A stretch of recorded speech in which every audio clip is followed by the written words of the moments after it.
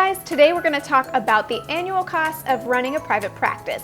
It's super important to know how much your annual costs are, whether you're thinking about getting started in private practice and you haven't taken the plunge yet, or if you have been in private practice for some time but you just haven't been keeping track of your expenses.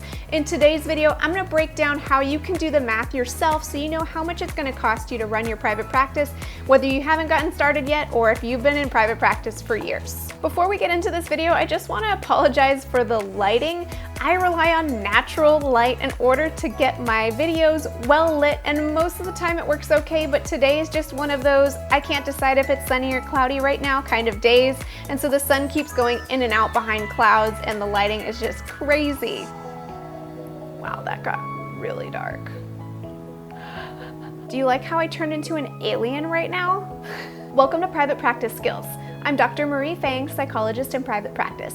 I post videos offering tools I learned the hard way about starting and growing private practice so that you don't have to. Personally, even once I got started in full-time private practice and I'd paid all of those upfront expenses, I still had absolutely no idea how much to expect to pay every month and every year to keep my private practice up and running. Well, in this video, I'm going to try to stop you from making the same mistake because it's absolutely doable and worth it to figure out how much it's going to cost you in advance. Of course, the best way to calculate the monthly and annual costs of private practice is to just break down the list of things that you have to spend money on when you're running a private practice. So I'm going to try to include as many things on this list that people might be spending their money on in private practice, but that doesn't mean you have to spend your money this way.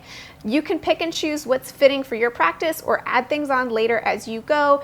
You can just figure out which items from this list apply to you and do the math from there. I'm going to breeze through some of these common expenses fairly quickly because I go into most of them in great detail in my first video on this series. So if you're wanting to catch up with any of those details, go ahead and check out my first video in this series and then circle back to this one. The first and maybe most obvious expense is rent. Of course, as I've said before, this depends on where you live and whether you're part-time or full-time, or maybe you're doing exclusively teletherapy services from your home, in which case you may not need to spend any money on rent. Then there's a cost of having a website, which depending on how you do it might cost you anywhere from $15 to $35 a month, and even up from there depending on how customized and stuff you do it. You do absolutely need liability insurance in private practice. They usually charge you an annual rate up front, starting anywhere from as low as $400 a year, but going up significantly from there. Then you have to account for your city business license, which again ranges depending on where you live,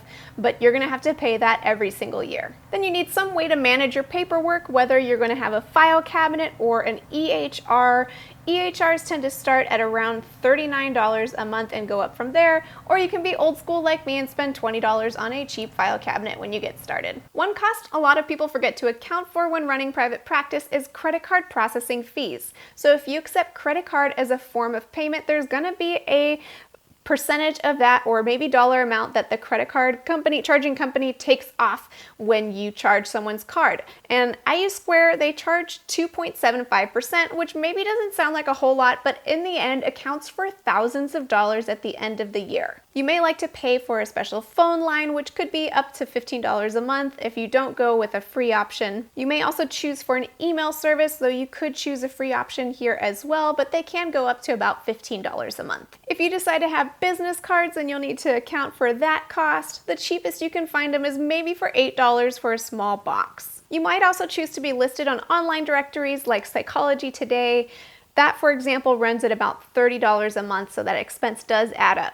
If you offer teletherapy services, you might like to pay for a HIPAA-compliant platform like Spruce or maybe Zoom. That could be somewhere around $24 a month. There are also some really major expenses that you might be paying for regardless of whether you're in private practice or not, but that you can deduct as an expense from your business when you are in private practice. So some examples could be paying for things like your license renewal, continuing education, and business-related travels. You can also expense business-related meals. All of these items really can add up to a lot of money every year. If you've been following along with my own expenses as I've been putting them up on screen, then you can do the math and find out that my expenses come out to about $14,000 for the year before you account for credit card processing fees, which, just a reminder, do come out to thousands of dollars a year as well. I'll be the first to admit that math is not my favorite subject, but I realize I talk about it a fair amount on this channel.